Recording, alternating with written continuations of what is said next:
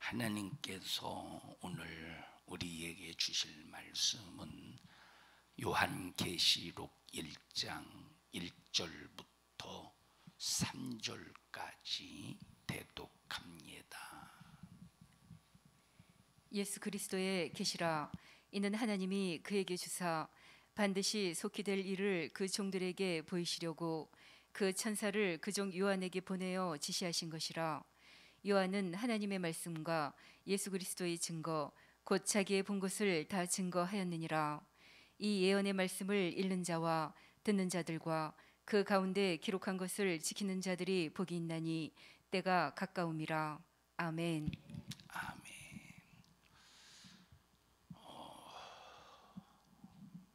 아이들이 어렸을 때는 뭘 하나 할지라도 전부 부모님에게 물어봅니다.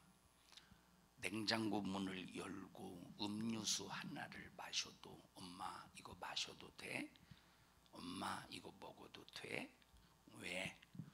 어렸을 때는 부모의 말이 절대적이기 때문에 그래서 그 말을 따라서 순종하고 움직입니다. 그러다가 초등학생이 되면서 중학생이 되면서 점점 자기 맘대로 하려고 합니다. 자, 우리는 하나님의 말씀을 처음에 신앙생활 할 때도 신앙생활을 해 나가는 과정에서도 그리고 마지막 내 인생이 마감될 때도 항상 하나님의 말씀을 따라 순종할 수 있어야 됩니다. 처음에 신앙생활 할 때는 신앙생활을 어떻게 하는 거지? 저러 이렇게 하는구나. 말씀을 보니까 이렇게 하는구나 하고 처음 은혜 받을 때는 하나님 말씀에 순종하며 살려고 노력하고 힘씁니다.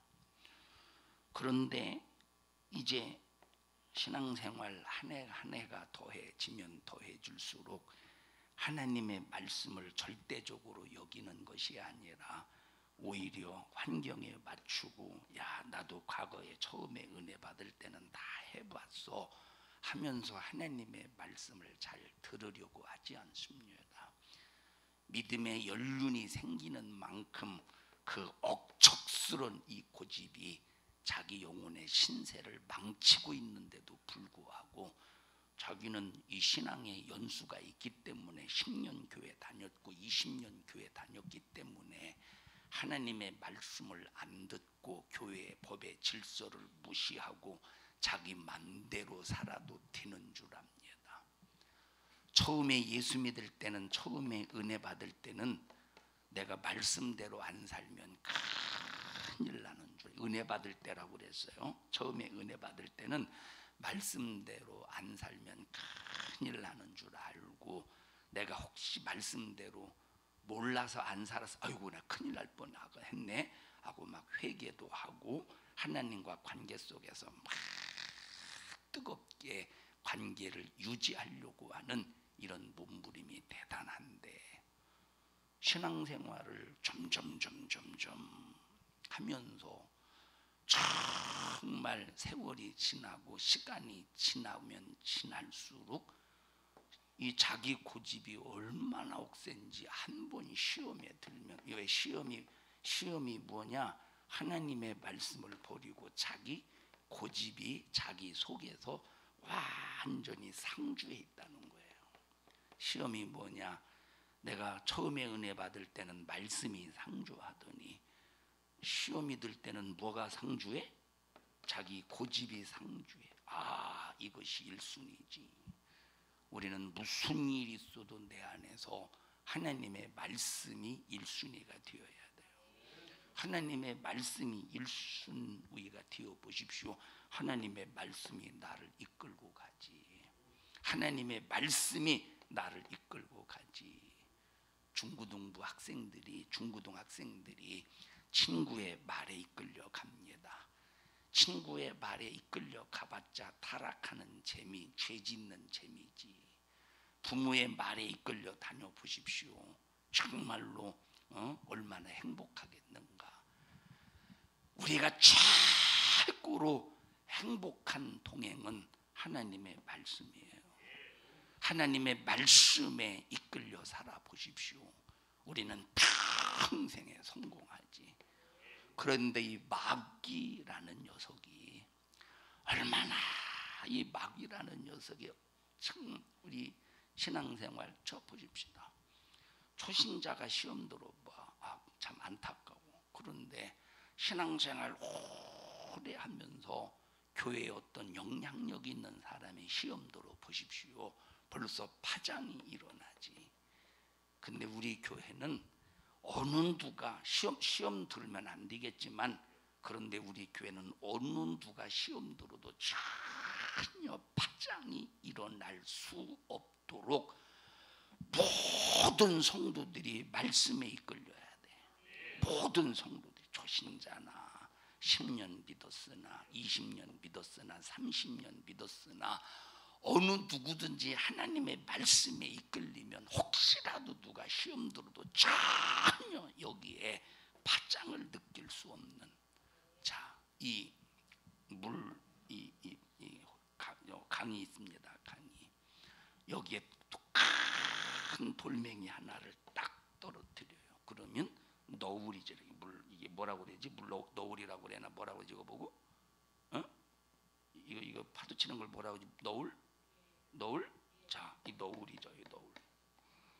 그런데 이 조각배 같은 경우, 이런 조각배 같은 경우는, 조그만 종이배 같은 경우는 큰 돌멩이를 던졌을 때 물에 이 물에 팍 쳐져서 잠겨버려.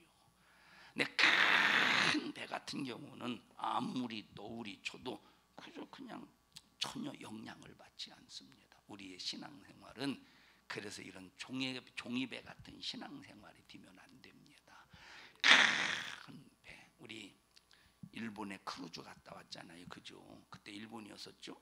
일본 크루즈 갔다 올 때 그 크루즈 큰 배는 벌써 아무리 파도를 쳐도, 큰 파도를 쳐도 중심을 딱 잡아주는 뭔가 있었다고 그래요. 그러니까 아무리 파도를 쳐도 흔들리질 않는 거야. 우리는 이런 큰 배와 같이 어떤 파장이 일어나서도 안 되겠지만, 파장이 일어나도 전혀 흔들림이 없어야 돼. 그러려면 어떻게 해야 되느냐? 말씀이 나를 항상 이끌고 가야 돼요. 처음에 은혜 받을 때나 10년을 믿었으나 20년을 믿었으나 인생을 마감할 때나 항상 하나님의 말씀이 나를 이끌어 가보십시오. 전혀 문제가 없지. 그런데 신앙생활을 조금 신앙생활을 하다가 보면 때로는 지치지 않습니까? 때로는 지치고 힘들고 그럴 때 마귀 역사가 너 꼭 그렇게까지 신앙생활 해야 돼? 너 꼭 그렇게까지 신앙생활 해야 돼? 하면서 뭔가 점점 이 말씀에서 나를 벗어나게 만들려고 하는 이 마귀의 괴계가 꼭 공격한다 이 말이에요. 왜 공격하느냐? 할 수만 있으면 마귀 역사는 이 말세지 말에 택한 자라도 미혹해서 무너뜨리기 위해서 어마어마한 수작을 부리는 놈이 마귀 역사이기 때문에 우리는 정신 바짝 차려서 무슨 일이 있어도 말씀의 길에서 이탈하지 않도록, 여러분들이 신앙 연수가 깊어질수록 형식만 남지 말고, 신앙생활이 깊어질수록 형식만 남지 말고, 외식만 남지 말고, 항상 하나님과 관계 속에서 진실로 하나님의 말씀에 끝까지 끌려갑시다. 자, 사람이 문제가 있어서 기도할 때는 하나님 앞에 사모한 심령을 가져요. 하나님, 이 문제 해결해 주세요. 이 문제 해결해 주지 않으면 안 돼요. 그래서 막 문제가 있을 때 사모함을 갖는데, 기도해서 이 문제를 해결받았다고 해보십시다. 그러다가 이제 기도해야 되니까 기도를 하긴 하는데 형식만 형식만 가지고 기도해야지. 그러니까 사모함도 없고 진실함도 없고, 하나님 신앙생활 잘하게, 그냥 내가 말씀을 들었기 때문에 그 말씀을 가지고 기도는 하긴 하는데 사모하는 심령도 없고 절박한 심령도 없고 그냥 하나의 말거리로 그냥 말거리로 말만 하고 있어요. 이게 왜 그러느냐라고 할 때 그만큼 신앙의 연수가 깊어질수록 바리새인과 같이 외식함으로 하기 때문이라 이 말이에요. 그래서 우리는 항상 10년을 믿었던 20년을 믿었던 50년을 믿었던 하나님과 관계 속에서 진실함만을 절대 빼앗기지 말라 이 말이에요. 아브라함이 하나님께서 명령을 내릴 때 즉각 순종합니다. 계산하지 않았어요. 하나님의 말씀이라고 할 때 계산하지 않았어. 예, 우리는 저 사람이 내게 무언가를 요구할 때 계산할 필요가 있어요. 이것이 내게 유익이냐 불이익이냐, 내가 이것을 행했을 때 어떤 손해가 있느냐, 예, 계산할 수 있습니다. 그런데 하나님께서 내게 명령하시고 말씀하실 때는 절대 손익 계산을 하면 안 돼. 하나님께서 내게 말씀하실 때 자, 손익 계산을 한다고 할 때 보십시다. 손익 계산을 할 때 육체적으로 볼 때 지금 당장에는 손해야. 하나님의 말씀의 명령을 따라 순종할 때 지금 당장에 볼 때는 손해지. 왜 손해냐? 야, 네 아들 모리아산으로 갔다 번제물로 바쳐 아들을 죽이래. 아들을 죽여서 피 흘려서 각을 떠서 제단에 올려놓고 불로 사르래. 지금 당장에 놓고 볼 때는 손해예요, 유익이요, 이익이요, 손해야? 완전히 손해지. 완전히 손해지. 자, 하나님의 말씀에 순종할 때는 지금 당장에 놓고 볼 때는 손해라니까. 그런데 아브라함은 손익 계산을 하지 않았어. 아니, 다 늙어서 아이를 생산할 수 없을 때 주신 아들을, 그렇게 애지중지 키웠던 이 아들을 모리아산으로 갖다 바치라고? 하나님 너무하시는 거 아니야? 너무하시는 거 아니야? 하고 하나님 앞에 따져 묻지도 않고 그냥 하나님의 말씀 앞에 즉각 순종하는 겁니다. 종들아, 장작 좀 챙겨라. 뭐 하려고요? 챙기라면 챙겨. 그리고 장작을 다 챙긴 다음에 횃불을 들고 이 이삭과 함께 하나님이 지시하신 모리아산으로 가요. 처벅처벅 걸어갈 때 아브라함의 머릿속에 어떤 생각이 있었을까? 아브라함의 머릿속에 손익 계산을 했을까? 오직 하나님 말씀에 순종하는 일에 흐트러짐이 없이 모리아산을 향해 질주했을 것이라 이 말이에요.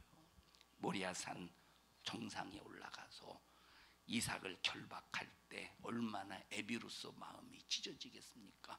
그래도 손익 계산을 하지 않아. 만약에 손익 계산을 했으면 절대 이삭을 결박하지 못해. 번제단에서 이 제물로 바칠 수가 없습니다. 왜? 당장의 육체로 볼 때는 손해거든. 칼을 높이 들고 이삭을 내리치려고 할 때 하나님께서 말씀하셔요. 아브라함아, 내가 네 믿음을 봤어. 네가 사랑하는 독자 이삭을 아끼지 아니하고 내게 주었은즉 나도 너를 위해서, 인류를 위해서 내 독자를 아끼지 않고 줄게. 그 순간에 손해일 것 같았던 것이 뭐가 되었어? 우리에게 유익이 되었다 이 말이에요. 우리에게 이익이 되는 거야. 그래서 하나님의 말씀은 어떤 말씀도 손해가 아니요. 뭐예요? 우리에게 유익이다 이 말이에요.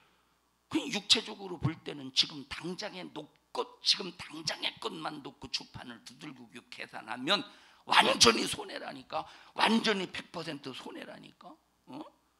11조 해라. 지금 당장에 육체적으로 놓고 볼 때는 손해지. 100만 원 벌어서 10만 원 드리고 1000만 원 벌어서 100만 원 드리고 손해지. 지금 당장에 놓고 볼 때는 손해지. 그죠? 그러니까 막 머리로 계산해, 손익을 계산해. 이것이 이 손해냐 이익이냐 막 계산해 놓고 볼 때 아이고 전기세도 내야지, 세금도 내야지, 또 보험도 내야지, 이것저것 다 하면서 봐. 모처럼 만에 한 1년 만에 옷 좀 살라고 했더니 아이고 11조가 걸리네. 에이 11조는 다음에 하고, 야 이 1년 만에 살려고 했던 옷부터 사자 해서 이 손익 계산을 해보니까 11조 내는 게 손해라 이 말이야. 그래서 딱 11조 내는 걸 제껴버리고 육신의 손해를 안 보려고 육신의 유익을 위해서 11조를 써버렸어. 지금 당장에는 11조 내는 게 손해 같다니까. 그런데 영적으로 딱 놓고 볼 때는 11조를 드리는 것이 손해가 아니라 하나님께서 말라기서에 말씀하신 것처럼 하늘 문을 열고 창고에 넘쳐나도록 부어주신대. 그러면 11조를 드리기 전에 부어주셔요. 믿음으로 딱 드렸을 때, 그리고 끝까지 네가 11조를 믿음으로 드리는 것을 보고 하나님이 인정해 주실 때 하늘 문을 열고 창고에 넘쳐나는 복을 주셔요. 전자요 후자요? 후자라 이 말이에요. 응? 그러니까 여러분, 인간의 계산으로, 인간의 주판으로 하나님 말씀을 순종하는 일에 손익 계산을 해봤자 인간의 머리, 육신의 생각으로는 전부 손해 같다니까. 손해 같지 않겠어? 유한아, 손해 같지 않겠어? 손해 같다 이 말이에요. 그런데 이것은 손해가 아니야.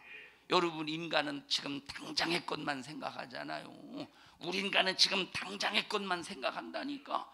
지금 당장의 것을 생각하니까 내 육체가 손해야. 그런데 믿음이 있는 사람은, 하나님의 말씀을 믿는 사람은 지금 당장의 육체의 것을 보는 것이 아니라 내 영혼의 때를 본다 이 말이에요. 내 영혼의 유익을 하나님의 말씀의 순종을 통해서 확실히 믿기 때문에 아브라함처럼 독자 이삭을 하나님 앞에 모리아산으로 데리고 가서 갖다 바친다고 할지라도 손익 계산하지 않고 뭐부터 하느냐? 순종부터 하는 거예요. 순종부터 한다니까.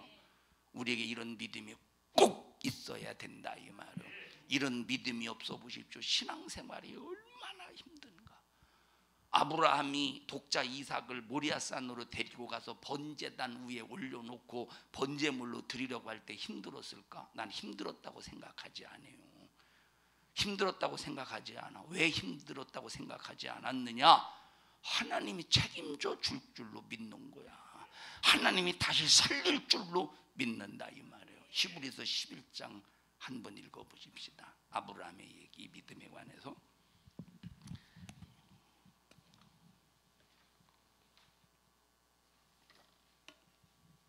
히브리서 11장 8절. 몇 절? 8절. 자, 8절 보십시다.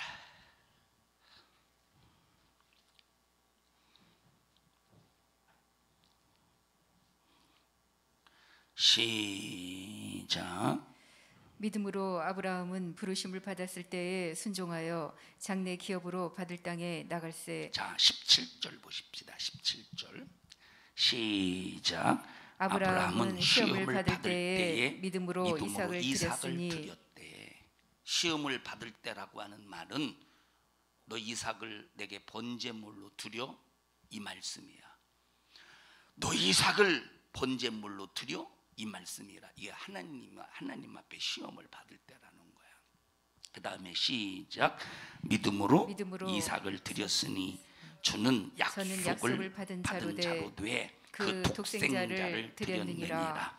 저에게 이미 말씀하시기를 네 자손이라 칭할 자는 이삭으로 말미암으리라 하셨으니.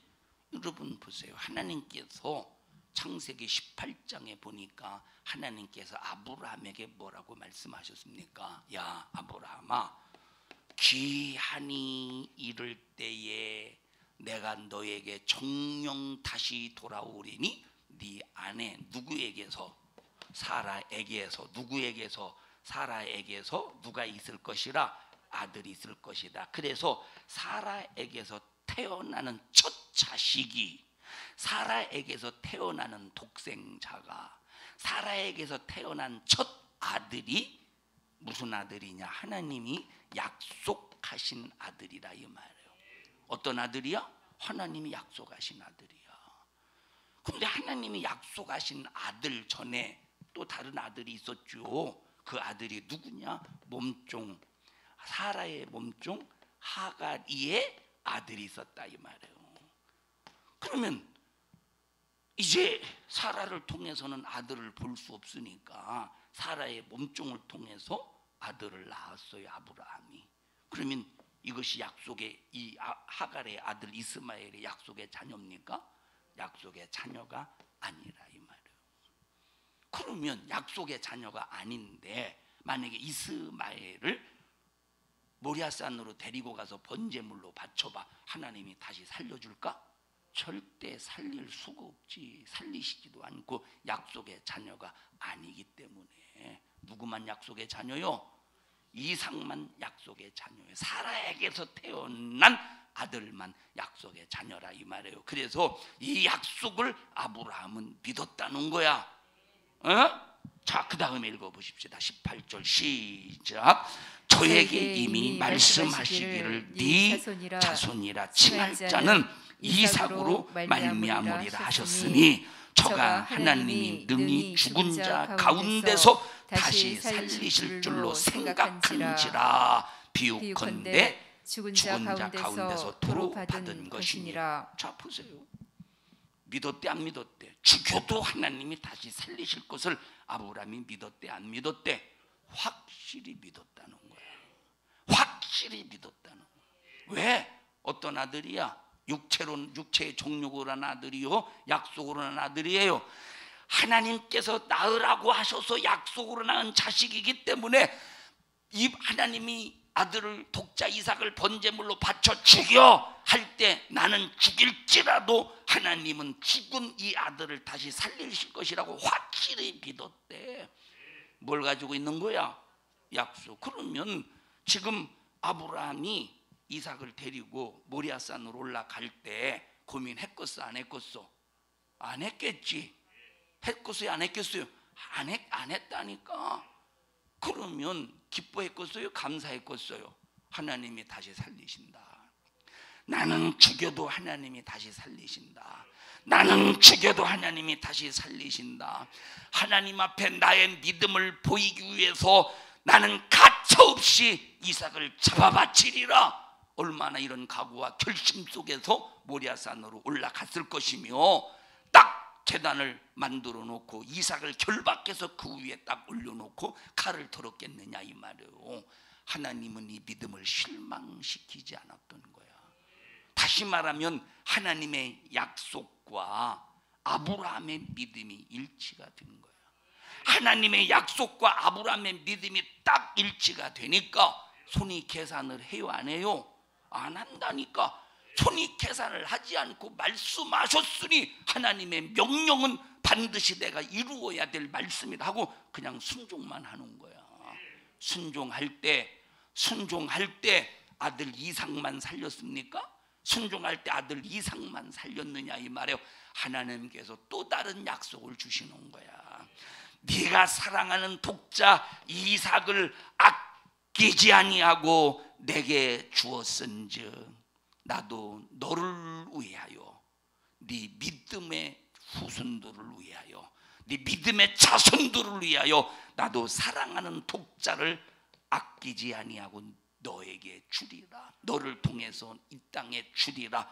누구를 주시겠다는 겁니까? 예수를. 그러니까 아브라함의 믿음을 통해서 예수를 확보한 거예요. 확보한 거라니까. 예, 이삭을 죽이려 할 때는 손해 갔다니까, 육체적으로 볼 때. 그런데 영적으로 볼 때는 이거는 완전한 유익이요, 완전한 이익이라니까. 우리가 얼마만큼이 하나님의 말씀을 이렇게 절대적으로 여기며 하나님의 말씀을 이렇게 손익 계산을 하지 않고 순종하는 사람들이 얼마나 되겠느냐 이 말이에요. 이런 믿음 가져야 하나님이 끝까지 책임져 주신대. 이런 믿음 가져야 하나님께서 확실하게 책임져 주신대. 이런 믿음 가져야 하나님께서 마귀 사단 귀신 악한 원수의 역사가 절대 건드리지 못하도록 철저히 지켜주신대. 예, 아브라함이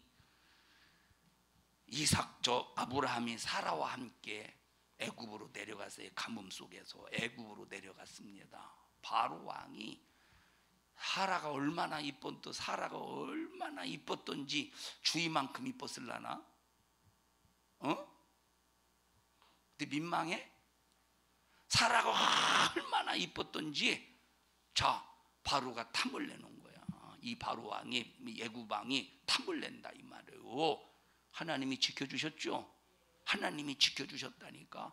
아비멜렉이 탐을 내요. 하나님이 지켜주셨죠? 예, 약속을 가진 자는 하나님이 지켜주셔. 손이 계산을 하지 아니하고 내가 실수해서 애굽으로 내려갔을지라도 하나님이 애굽이 약속하신 땅입니까? 애굽이 지시하신 땅입니까? 아니라 이 말이에요. 지시하신 땅이 아니야. 하나님이 약속하신 땅이 아닌데 이 아브라함이 실수해서 내려갔을지라도 다시 돌이킬 때 하나님은 절대 상하지 않게 하셔.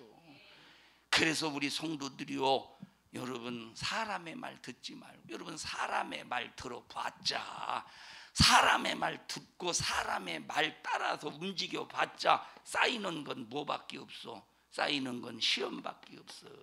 쌓이는 건 어두움밖에 없어. 쌓이는 건 불신앙밖에 없어. 쌓이는 건 나를 망치는 원수밖에 없다니까. 사람의 말을 들어봤자. 그러나 하나님의 말씀을 들어보세요. 지금 당장에는 손해가 내가 하나님의 말씀을 들으면 친했던 사람이 떨어져 나가. 하나님의 말씀을 들으면 어제의 사랑하던 사람이 원수가 돼. 하나님의 말씀을 들을 때 어제 사랑하던 사람이 원수가 될 수 있어. 하나님의 말씀을 들을 때 내가 어제는 불신앙 속에서 살다가 오늘 하나님의 말씀을 듣고 믿음이 생겨서 말씀대로 살려고 하는데 어제 친했던 저 사람이 아니 너 어제까지는 괜찮더니 왜 오늘부터 왜 그래? 하면서 손해 볼 수 있고 떠나갈 수 있다니까. 그런데 영적으로 딱 놓고 볼 때 끝까지 하나님의 말씀의 편에서 서면, 하나님 말씀에서 편에서 서면 여러분 어제의 친구가 오늘의 원수가 되었다 할지라도 이 원수가 다시 하나님께서 나에게 붙여주신다 이 말이에요. 바로 보셔요. 바로 그 힘있던 사람이 꼼짝 못하잖아. 아브라함에게 힘있던 사람이 꼼짝 못하잖아요. 아브라함에게 오히려 막 아브라함에게 바리바리 은금을 싸서 바리바리 싸서 아브라함에게 주지 않습니까? 하나님 말씀의 순종, 하나님의 절대적인 이 약속을 내 목숨보다 약속을 크게 여겨서 하나님의 절대적인 말씀, 하나님께서 절대적인 내게 하신 약속을 크게 여겨서 어떤 사람의 말보다 이 말씀을 믿고 순종할 때 손이 계산을 하지 아니할지라도 어련히 하나님께서 우리에게 유익이 되게 하신다 이 말이에요. 유익이 되게 하신다니까. 우리에게 이런 믿음의 정신이 있습니까? 이런 믿음의 정신이 있느냐 이 말이에요. 이런 믿음의 정신, 이런 믿음의 정신이 반드시 있어야 된다 이 말이에요. 사울이라는 사람이 대단했습니다. 얼마나 대단했느냐. 가말리엘 문화생이래. 가말리엘 문화생. 가말리엘이라는 말은 자 유대인들, 이스라엘 이 유대인들에게 최고의 학사가 있습니다. 최고의 학자. 이 이스라엘 유대인들에게 이 유대인의 역사, 이스라엘의 역사 속에서 최고의 학자로 꼽히는 사람이 세 사람이 있었어. 누구? 몇 명? 세 사람이 세 명. 몇 명? 세 명이 있어서 세 명이 있어서 세 명. 자, 그 중에 하나가 자 세 명 그 가장 첫 번째가 누구냐면 에스라라는 사람이었었어. 에스라라는 사람 학사 가장 최고 1순위로 손을 꼽았다 이 말이에요. 여러분 생각해 보세요. 유대인의 이스라엘의 역사 속에서 학사로 인정받을 이 세 명으로 인정받을 때 얼마나 대단하겠습니까? 얼마나 대단하. 한 100년 이 세대, 지금 한 세대를 말하는 게 아니라니까. 아브람 때부터 지금까지 지금 저 유대인들이 있죠. 지금까지라도 학사를 딱 3명 꼽는데 그중 첫 번째 누구야? 에스라라 이 말이에요. 세 번째가 누구냐면 가말리엘이야. 세 번째라도 대단했지. 그 중에 하나가 누구야? 가말리엘. 세 번째가 가말리엘이라니까. 그럼 얼마나 대단한 교수겠습니까? 얼마나 대단한 학사겠어? 이런 학사가 아무나 제자로 삼는 게 아니라 사도 바울 당시에 초대교회 당시에 몇 명의 제자를 뒀느냐? 7명의 제자를 뒀다 이 말이에요. 몇 명의 제자를 뒀어? 7명의 제자를 뒀어. 7명의 제자 중에서 수석이 누구겠어? 사울이라는 사람이었어. 수석이 사울이라는 사람이었다니까. 만약에 우리 이렇게 한번 생각해 볼 수 있지 않겠습니까? 만약에 사울이라는 사람이 예수를 안 믿고 지금 예수를 믿지 않고 가말리엘 문화생으로서 수석으로서 만약에 그 자리를 지켰다면 지금까지 유대인의 역사 속에서 우리나라를 대표하는 학사는 4명이다 해서 그 수에 들어가지 않겠습니까? 그럴 정도라니까. 이 사울이라는 사람이 그럴 정도라니까. 그러니 얼마나 자기의 권위가, 이 사울의 권위가 얼마나 대단했겠습니까? 사울의 권위가 얼마나 대단하겠냐니까. 제가 처음에 이제 안면도에서 바닷가잖아요. 목회합니다. 그러니까 바닷가니까 이제 여름에 해수욕을 하러 와요, 사람들이. 그러면 그래도 믿음 있다고 하는 사람들이 뭐 그렇다고 믿음 있다고 보지는 않아요. 주일에 관한 법이 있으니까 주일에 관한 법을 어기고 해수욕장 왔다 하는 것은 믿음이 없는 거지.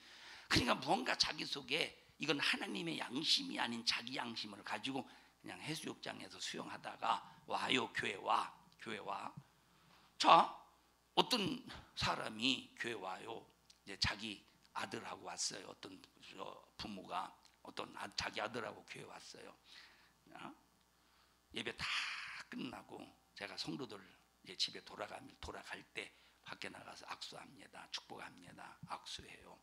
그런데 그 부모가 아들하고 악수를 했으면 가야 되는데 안 가고 이게 교회 문 앞이라고. 이게 교회 문 앞이요. 여기서 내가 서가지고 이제 이렇게 나갈 때 인사하잖아요. 안 가고 그 부모가 뒤에 서 있어. 내 뒤에 서 있어. 내가 손익계산을 할 거냐? 나는 사람이기 때문에. 이건 믿음이 아니고. 그러면 이 사람이 날 돈 주려고 그러나?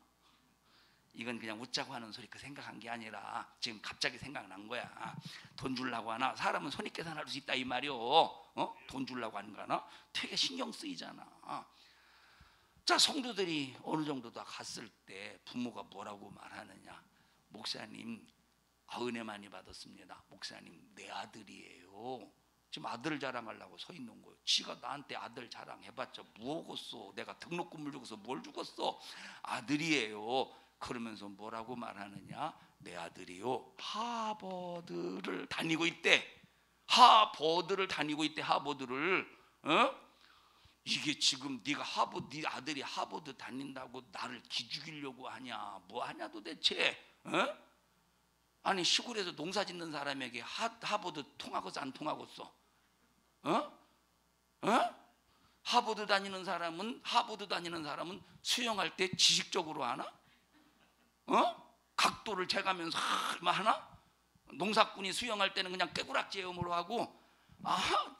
이야, 이 대단히 이 자랑이 엄청나다. 이 자랑이 엄청나더라니까. 이 자랑이 엄청나더라니까.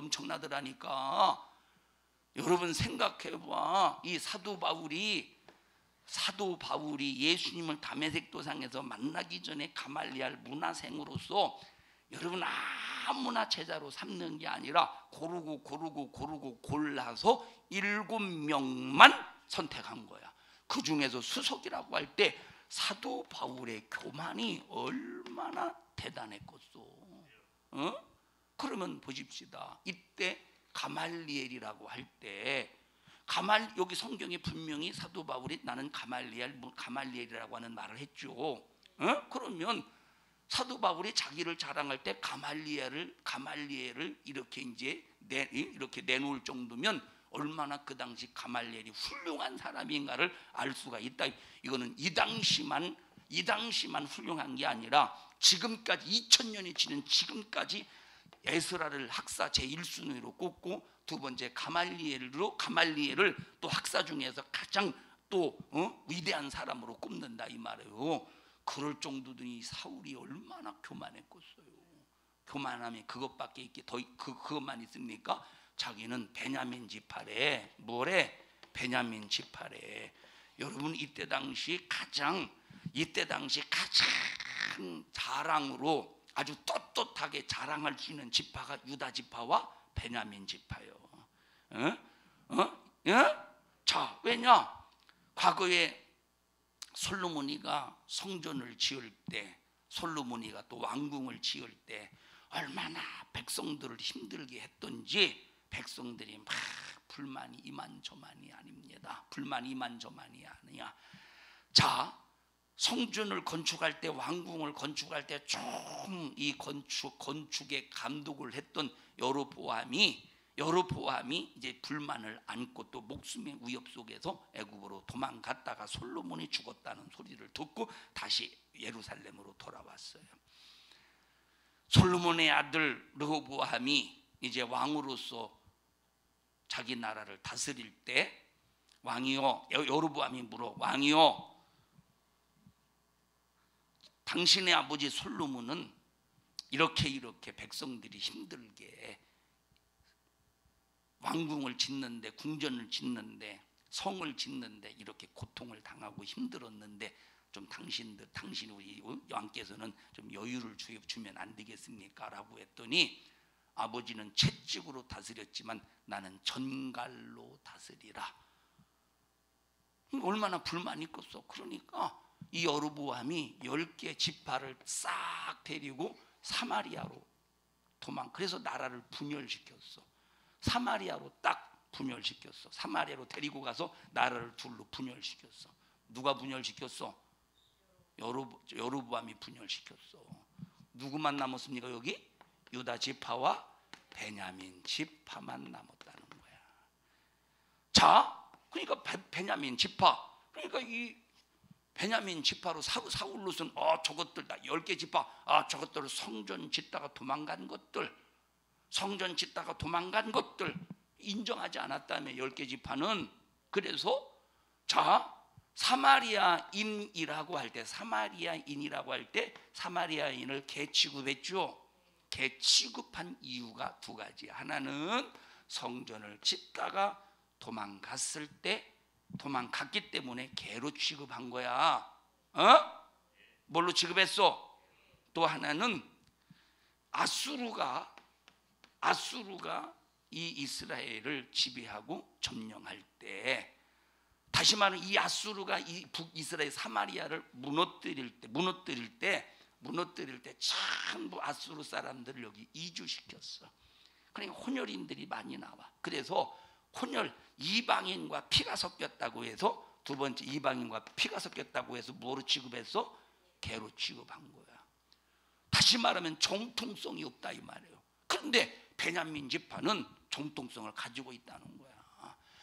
그리고 전쟁을 하다가 이 베냐민 지파에 많은 사람들이 죽어버렸습니다. 어마어마하게 많은 사람들이 죽고 얼마 남지 않아서, 그러면서 정통성을 지켰다고 하는, 그래서 자기는 무슨 지파래? 베냐민 지파라고 하는 것을 자랑하고 있는, 순수한 자기는 정통성을 가지고 있다는 거야. 자, 또 뭘 자랑합니까? 나는 바리새인이래. 자, 사도 바울이 자기를 자랑했을 과거를, 나는 이런 사람이었다, 자기의 과거를 자랑할 때 바리새인으로 자랑했습니까? 바리새인 중에 바리새인이래. 바리새인 중에 바리새인이라는 말은, 바리새인은 율법에 흠이 없는 사람인데, 자, 다른 바리새인들은 남이 안 볼 때 조금씩 죄를 지을 수 있겠지, 그죠? 다른 사람 안 볼 때. 자 보세요. 예수님 당시에 바리새인들은 율법대로 살려고 몸부림을 쳤지만 율법이 아닌 걸 율법으로 만들어 놓고 율법을 지킨 사람들이잖아요. 자 그러니까 보십시다. 이 사람들은, 바리새인들은 안식일이 되면 허리를 숙여서 뭘 주울 수가 없어. 그게 노동죄에 걸리니까. 그럼 다른 바리새인들은 다른 사람이 안 볼 때 보나 안 보나 보고, 다른 사람이 안 볼 때 돌 주웠을 거 아니야, 허리 숙이고. 사도 바울은 다른 사람이 안 보더라도 그런 짓을 하지 않았다는 거야. 그래서 바리새인 중에 바리새인이라 이 말, 하나님을 인식했기 때문에 철저하게 율법대로 살았음을 강조한 것이 바리새인 중에 바리새인이라고 말한 거야. 자 그러면 신분을 보십시다. 신분. 자 신분을 볼 때 여러분 보십시다. 사람들이 예수님을 인정하지 않은 것 중에서 하나가 나사렛 사람이라는 거야. 어디에서 태어났느냐? 나사렛에서 태어났다고 할 때 인정하지 않는다 이 말이에요. 여러분 만약에 당신 어디서 태어났습니까? 할 때 만약에 저 시골 촌구석에서 만약에 태어났다고 해보죠. 그래요 하지요. 근데 만약에 서울 사람이라고, 시골 사람이 서울에서 사람이 와, 이 사람 서울 사람이, 그래요? 막 손도 만져보고 피부도 만져보고 싶고, 왜 이렇게 피부가 뽀얀하디야? 하면서 막 관심이 대단하지. 듣는 게 안 듣는 겨. 그래서 말은 나면 어디로 보내래? 듣나 안 듣나 모르겠네. 우리 오동석 집사님 오동식 집사님 잘 들으시죠? 사람은 어디로 보내래? 왜 이제 사람이, 이 서울은 난 사람들이 많이 난다 이 말이에요. 그러니까 근데 이 사울의 신분을 보니까 어디 사람이래? 무슨 시민권을 가졌대? 로마의 시민권을 가졌대. 로마의 시민권을 산 것이 아니라 태어날 때부터 로마의 시민권을 가졌대. 신분을 볼 때 어마어마하지. 그런데 예수를 믿는 순간, 과거에는 이렇게 신분을 따라서 살았지만 다메섹 도상에서 예수 믿는 순간 이거 싹 다 버리고, 베냐민 지파라는 위대한 필요 없어. 바리새인 중에 바리새인이라고 하는 의로움 필요 없어. 가말리엘이라는 문화생 지식적인 학문 필요 없어. 또 비로마라고 하는 신분, 로마의 시민권이라는 신분 필요 없어. 예수 믿는 순간 싹 다 버리고, 나는 가말리엘에게서 배운 지식이 최고가 아니라 예수 그리스도의 입에서 나온 말씀이 최고야. 나는 로마의 시민권이 최고가 아니라 하늘나라의 시민권이 최고야. 나는 베냐민 지파의 사람이 최고가 아니라 나는 예수 그리스도의 사람, 예수의 사람, 말씀의 사람이 최고야 하면서 예수 그리스도로 이루어진 이 신분, 다시 새롭게 변한 이것을 최고로 여겼다 이 말이에요. 그러면 세상은 예수를 귀하게 여겼어요? 천한 신분으로 봐서 죄인으로 취급을 했다 이 말이에요. 그러나 사도 바울은 손익 계산을 할 때 보면 예수를 생각을 해서 손익 계산을 할 때 손해 볼 수밖에 없죠. 손해 볼 수밖에 없다니까. 왜 손해 볼 수밖에 없느냐? 나사렛 사람이야.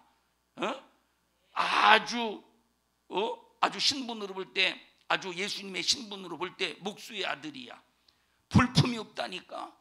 그리고 신성모독죄로 죽었어. 정치적인 죄목으로 죽었어. 종교적인 죄목. 그러니 이게 손익 계산을 해볼 때 사도 바울은 예수를 믿을, 이게 얼마나 이게 손해 나겠습니까?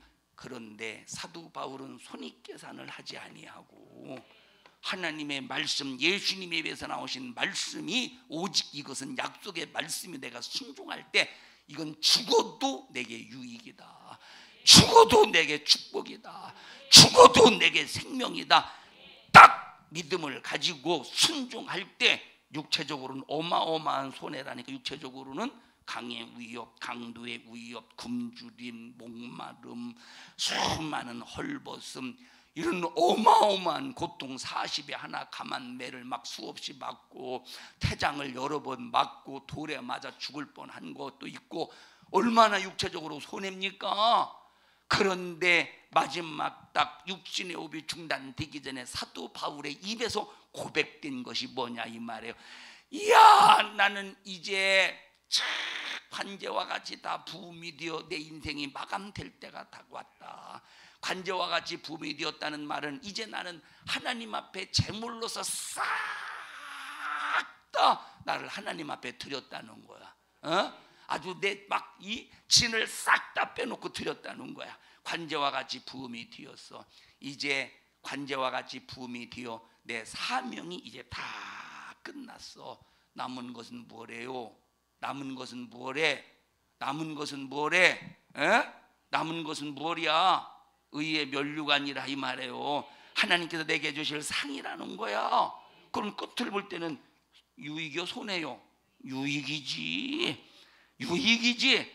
그래서 하나님의 말씀의 명령이 내게 떨어질 때는 손이 계산하지 말고 어떻게 해야 돼? 순종하면 이거는 손해가 절대 나지 않는, 우리에게 반드시 유익만 있는 우리에게 오직 하나님께서 유익만 주시는 우리에게 최고의 부유라 이 말이에요. 우리 시작. 신앙생활은 절대 손해나지 않습니다. 시작. 신앙생활은 절대 손해나지 않는다 이 말. 옛날에 보릿고개를 너무 보릿고개라고 할 때 그 보릿고개가 뭐냐면, 자 가을에 이제 잘 들어 중고등학생들. 자 보릿고개가 뭐냐면, 자 가을에 가을거지를 해서 추수를 합니다. 그럼 가을거지를 해서 추수를 했기 때문에 먹을 것이 있을 거 아니에요. 옛날에 여러분 농사를 지어도 먹잘 게 있겠습니까? 지금은 이래 농업 기술이 잘 발달돼서 씨 하나를 심으면 씨 하나에서 알이 최하 100개씩 막 나오니까, 100개씩 나오니까 옛날에 농업 기술이 발전하지 않았기 때문에 씨 하나를 심어도 몇 개밖에 안 올라오죠. 이 벽씨가. 그러니까 가을에 딱 가을거지를 했어도 이걸 가지고 다음 가을 거지까지, 다시 말하면 다음 보리를 수확할 때까지 이게 다 이걸 다 먹을 이게 유지를 못하는 거예요, 가을 거지가. 그러니까 이 보리를 수확하기 바로 직전까지 한두 달 정도 먹을 것이 없는 거야. 이게 이제 보릿고개야. 이 보릿고개가 얼마나 힘든지 몰라. 그런데 보세요, 그 보릿고개 속에서 먹을 것이 없고 배고픈데, 그런데 벽씨를 사정없이 논바닥에 팍 뿌려. 왜 뿌리지? 가을을 위해서, 열매를 위해서. 그러면 벽씨를 논바닥에 뿌리는 것이 손해입니까? 손해야? 지금 당장에는 손해 같지만, 그러나 가을을 놓고 바라볼 때, 작품을 놓고 바라볼 때, 열매를 놓고 바라볼 때는 손해가 아니라 유익이라 이 말이에요. 그렇기 때문에 그렇게 보릿고개를 넘기기가 힘든데도 사정없이 벽씨를 논바닥에 팍 뿌려서 가을을 기대하는 거예요. 우리 신앙도 마찬가지예요. 말씀을 따라 순종하는 것이 힘들고 지금 당장에 손해 같지만, 그러나 반드시 보릿고개만 넘기면 보리를 수확해서 먹을 수 있고, 또 가을에 가서는 내가 지금 당장에 뿌린 이것이 싹이 나고 열매가 되어서 가을 거지를 통해서 배를 채울 수가 있다 이 말이에요. 이것이 우리 하나님의 말씀을 순종하는 믿음의 지혜입니다. 사랑하는 성도 여러분들이요, 사람의 소리에 이끌리지 말고 나를 책임지시는 하나님의 말씀에 꼭 이끌려서 승리 또 승리하는 믿음의 성도들이 되시기를 주님의 이름으로 축원합니다. 이해하십니까? 여러분, 말씀을 들으면 질병이 치료받아. 하나님의 말씀을 들으면 귀신이 떠나가. 하나님의 말씀을 들으면 빛이 와. 하나님의 말씀을 들으면 축복이 임해. 하나님의 말씀을 들으면 영생해. 그런데 하나님의 말씀과 반대되는 사람의 말을 들어보시오. 사람의 말을 듣고 불만하고 불평하고 원망하고 사람의 말을 막 가지고 탄압해 보십시오. 지금 당장에는 내게 그 말이 마음에 위로가 되는 것 같지만 이것은 완전히 완전히 내 영혼을 망치는, 내 영혼의 신세를 망치는 아주 내게 살인과 같은 것이라 이 말이에요. 우리 정신 바짝 차려서 하나님의 말씀 위에 든든히 서서 오늘도 내일도 말씀에 이끌려 사는 믿음의 성도들이 되시기를 주님의 이름으로 축원합니다. 합심해서 기도할 때 주님, 하나님의 말씀을 놓고 손익 계산한 것 주님 용서해 주시옵소서.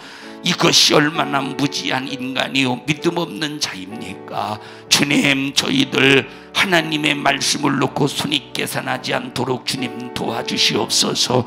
사람의 말을 놓고는 손익 계산할 수 있지만 하나님의 말씀을 놓고는 절대 손익 계산할 수 없는 이유는 하나님의 말씀은 반드시 그 말씀 그대로 나를 책임져 주시기 때문입니다.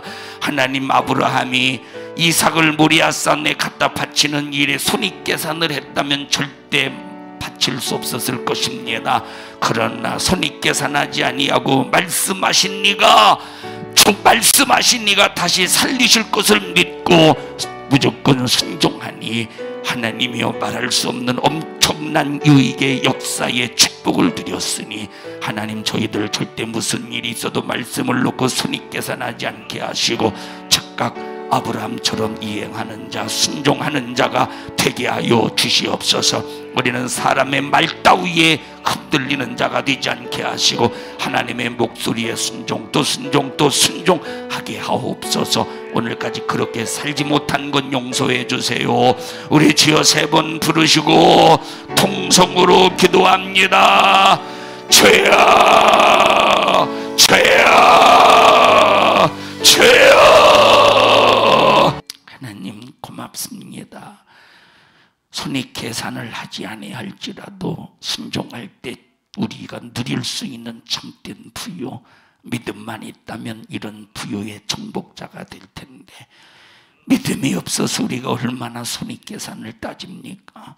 11조 하나 하는 것도 손익 계산을 따지고 주일 하나 지키는 것도 손익 계산을 따지고 기도하는 것도 손익 계산을 따지고 있으니 청성하는 것도 손익 계산을 따지고 있으니 얼마나 우리가 불신앙 속에 있는가를 깨닫게 해주셔서 불신앙에 빠져있는 저희들 용서해 주시고 믿음 주시어서 하나님의 절대적인 말씀 앞에 아멘하고 아브라함처럼 사도 바울처럼 자기 생에 다 내던져 주를 위해 살게 해 주시옵소서. 그렇게 살지 못한 것 주님 용서해 주시고 오늘 한 날 그렇게 살게 하여 주시옵소서. 너 이런 일을 가로막는 저주받은 원수야, 나사렛 예수님의 이름으로 명령하느니 너 우리 교회와 성도들에게서 너 불신앙 가지고 하나님 말씀 듣는 일에 방해하는 모든 원수의 괴계를 가지고 우리 성도들에게서 떠나가, 떠나가, 떠나가, 떠나가, 떠나가, 떠나가, 떠나가, 떠나가, 떠나가, 떠나가, 떠나가, 떠나가, 떠나가, 떠나가, 떠나가, 떠나가, 떠나가, 떠나가, 떠나가. 하나님, 우리 성도들을 축복합니다. 믿음 주시옵소서. 말씀을 따라 순종하게 하옵소서. 다시 한번 이 종 사용해 주심을 감사합니다. 주님이 쓰셨습니다. 영광을 받으시옵소서. 예수님 이름으로 기도하옵나이다. 아멘. 은혜 베푸신 하나님 앞에 박수로 영광을 올려드립니다. 할렐루야, 감사합니다. 할렐루야, 감사합니다. 감사합니다. 영광 받으시옵소서.